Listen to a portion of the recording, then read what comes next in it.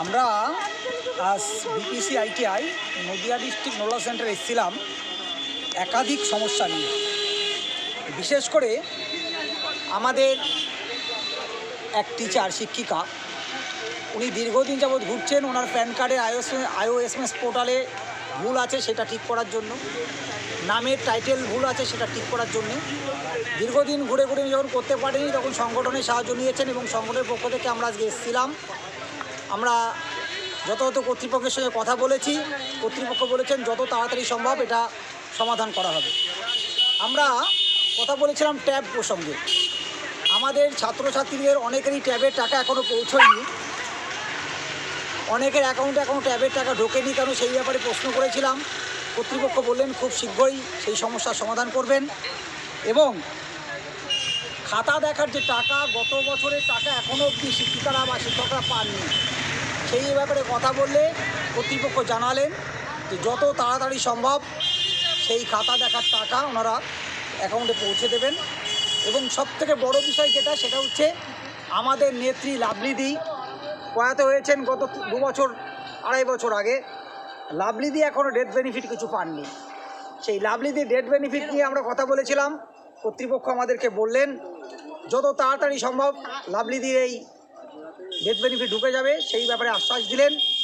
আমরা আজকে প্রতিনিধিমূলকভাবে নদিয়া জেলা কমিটির যে সমস্ত সদস্য এসছি সেইভাবে আজকের আলোচনা করে গেলাম।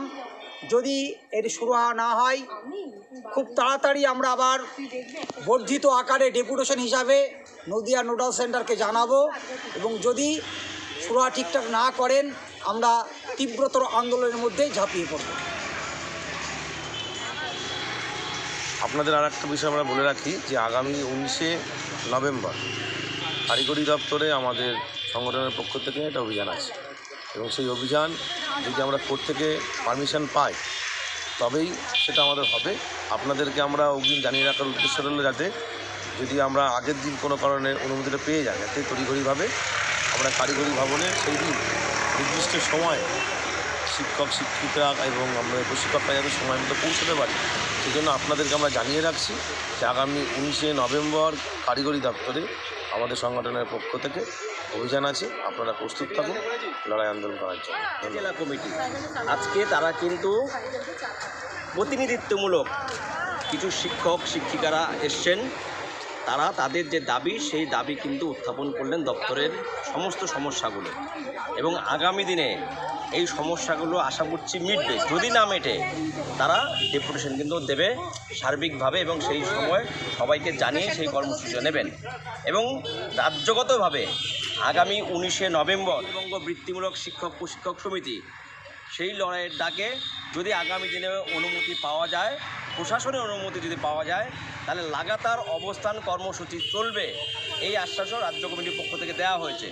এবার নদিয়া জেলা কমিটির থেকেও ডাক দেওয়া হয়েছে, তারা সকলেই প্রস্তুতি নিয়ে রাখার জন্য।